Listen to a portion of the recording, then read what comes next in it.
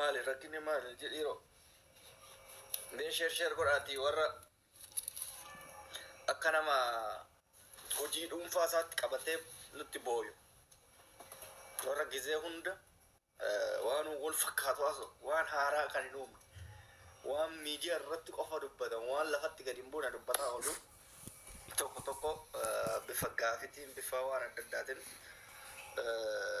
دبي سوفي وربادا برا كم جاي سجرا برا أجايبا جاي سجرا أجايبا أنا سجراتا أنا تسيبك كانت أمي سنتجر أمي مالي جر أمي نمو هم والفكاتا وانو إنجر كان دجي في سمي ولت فيداني أني كيس سبيكا إبالون كيس سبيكا إبالون نكسنا أنجرا إبالون نتيمته إكالينا كنا ناقود أنا سينياتا أنا سيدوغا ما شير قدا baruma akam keessa jirra fadi ka guddaan xiqqaan keenya ka xiqqaan guddaan keenya keessattuu namitti nasraa jedhanii fi gara laafa sana yaama namitti nasraa sanii yoo dandeettanii narraa qabadha yoo dadhabdan immootu waa'ee isii maaliif akkana akka isiin gubattu isinii himaan waa'ee nasraa sanii namitti isa yoo dandeessan narraa qabadha yoo dadhaban immootu ana ofirraa dhoorga inni biraa warri deddeebi'ee waa'ee kanaa haasaa oolu gara laafoo naa yaama akka nama achi taa'ee ilmootii jiraachisaa jiru tokkotti yoo haasawutti qoonqanfatu akka nama achi taa'eetiin waa wayii gochaa fi jiranii wayii fakkeessanii naasa'anii namni qaruuteef godheetuma ofii haasa'a jireenya ofii quba hin qabne tokkorraa an akkamitti akka jiraachifachaa jiru asii qabuu fi ilmootii anatu beeka ani immoo waa'ee mana kootii waa'ee keessa kootii hin dubbadhu dee jallisa malee siigalee namni waan hunda miidiyaa irratti hin baasuuf malee yoo sitti baase boru waan ofiitti saalfattu ta'uu danda'a. Siigalee garuu wanni nama ajaa'ibu akka waan ofii jiraachisaa jiranii akka waan odoo isii nama gadi baatee bishaan Ayilaandii tokko rakkattee kan namni tokko bituuf hin dandeenye akkana taate akkas goone akkana goone jedhanii afuufanii jechuudha. Kiraa ji'a takka akka kafaluu hin dandeenye.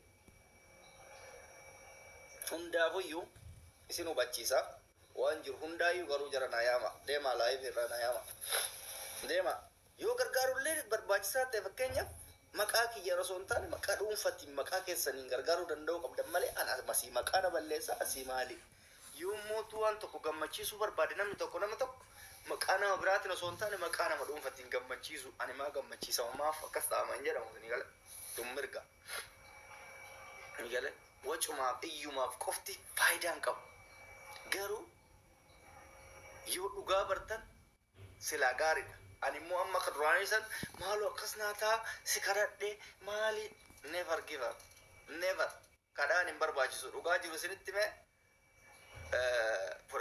fudhattanii jechuudha inni biraa maal inni haqa dubbachuu barbaadu waa'ee isiidha waa'ee amma dura waa'ee mufuraa wal dubbadde beeku warreen hin dubbadda maaliif jennaan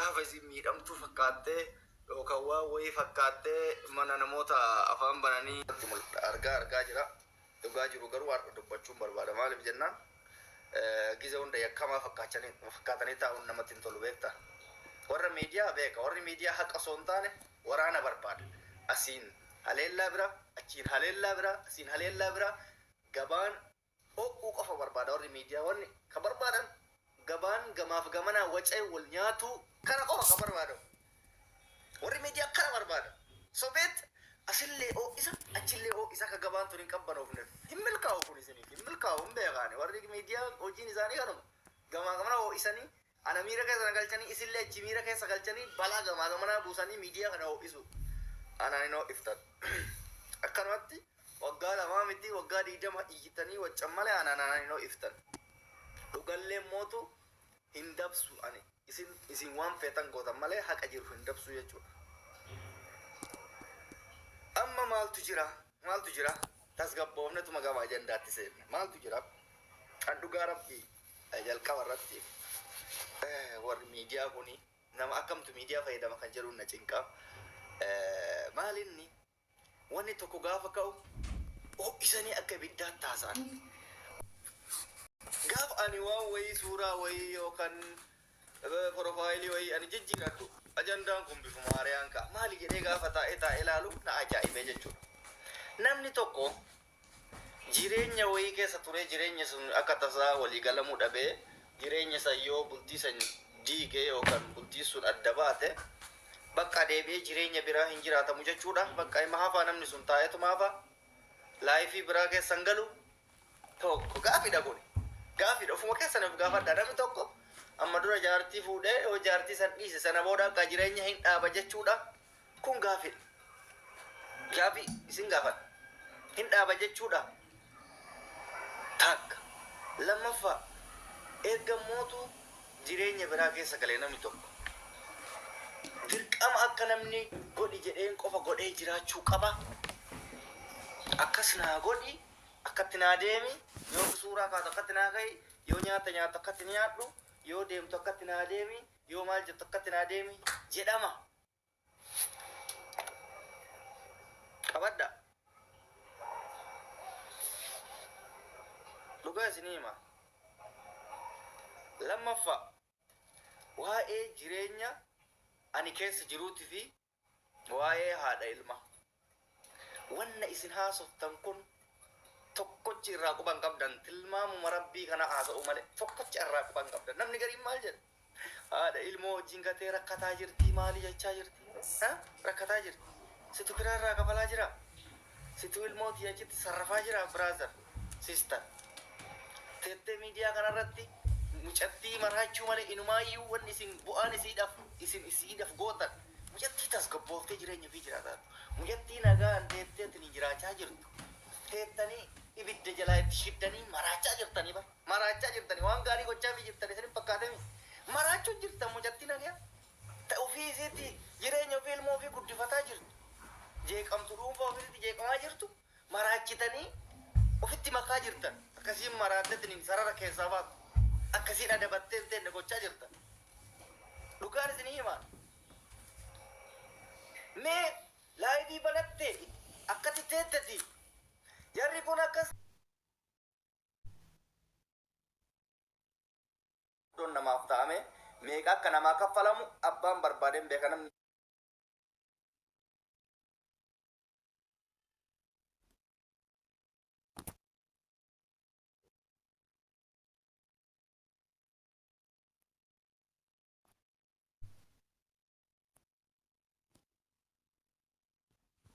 Garuu hojii nyaannee haalli jiruuf jireenya waliin nu galchuu dinnaan adda baane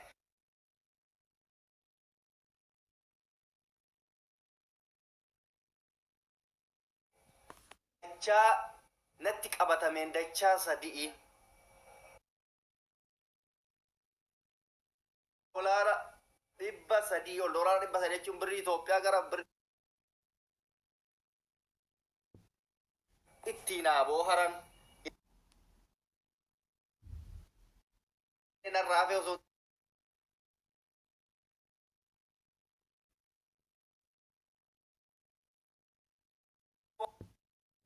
waan isii waan nyaattu dhuyduu dhab namni na gaafatee fi jennaan keezii hin barreessiisa fi rakkoon qabanuu wanti gargaaroo jiraate hin gargaara jedhee isinii gale waan meeqa isii boodayyuu networking jira guys jira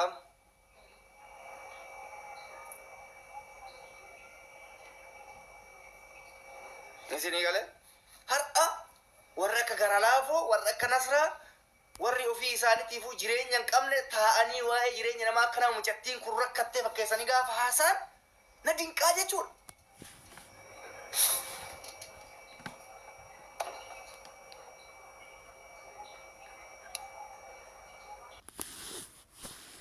Ba'aa jiru kana inuma dhageennaa jechuudha. Ummata ofii isaaniitti jireenya hin qabne ta'anii gaafa jireenya mucattii ilmootii achitti narraa jeeqaa artanii bari hin beektan malee ilmootii ta'anii kabajaan achitti jiraachifachaa jiru. Tamaan guddoon waan natti murteessite dachaa 3-4 har'a jiru.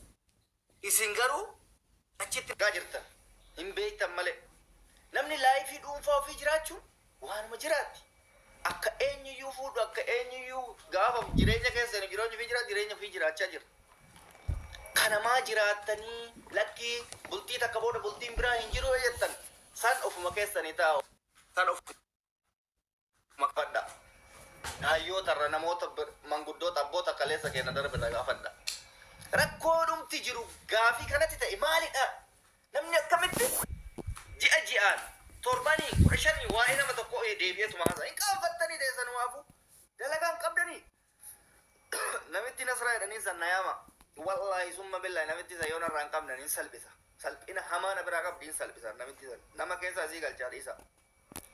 Anan likkisii beeka anatti biyya kana wajjin ture.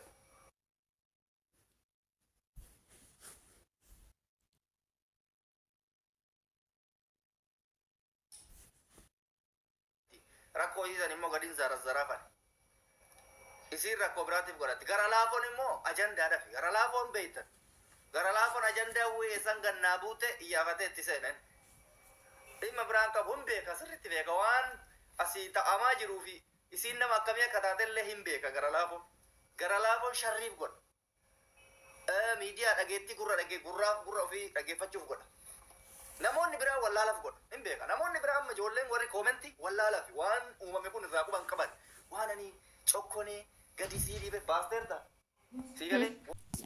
Anaa isii deelesse anaa isii waan wayii isirratti godhe na godhe jettee haa dubbattu. Tilmaamuma keessan jilmaa cunuunfattanii akkanatti akka bal'aa qorma dambaafanne cunuunfataniituma gaafa nama abaaruuf fiigan na dinqaa. Amma mee eessa dhaqa warrummaan amma akkasitti iyyaa ture sun amma mee maan dubban mee wannuma ta'ame wayii maan hin gaafanne kan na ajaa'ibe. Bakka rakkoo jiru argitanii rakkoo jiru hin dhiyeessan bakka inni jirtu. Bakka maalii malee bakka harka dhaaniif bakka dibbee tumaniif malee namni bakka haqaan dhiyeessa. Dhugaan barbaadan dhugaa baruun barbaadan mee laalaa jiran mee laalaa wallaahi wabilla.